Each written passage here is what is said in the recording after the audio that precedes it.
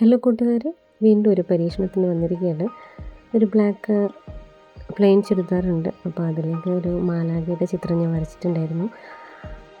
Fabric glue use ചെയ്തിട്ട് അതിലേക്ക് glitter പൊടി ഇട്ടു. തുണികളിൽ നമ്മൾ ഗ്ലിറ്റർ പൊടി യൂസ് ചെയ്യാറുണ്ട് ചെറുതായിട്ട്. ഞാൻ ആദ്യമായിട്ടാണ് ഇങ്ങനെ ഫുള്ളായിട്ടൊരു ചിത്രം വരയ്ക്കുന്നത്. അപ്പോൾ ഗ്ലിറ്റർ പൊടി അതിലേക്ക് തട്ടിയിട്ട് എങ്ങനെയുണ്ടെന്ന് നോക്കാം. ഇതെങ്ങനെയാണ് ഇത് ഗ്ലിറ്റർ പൊടി കളഞ്ഞ ശേഷമുള്ള ഇതിൻ്റെ കാണാൻ നല്ല രസമുണ്ടല്ലോ. എനിക്ക് ഭയങ്കര ഇഷ്ടമായി.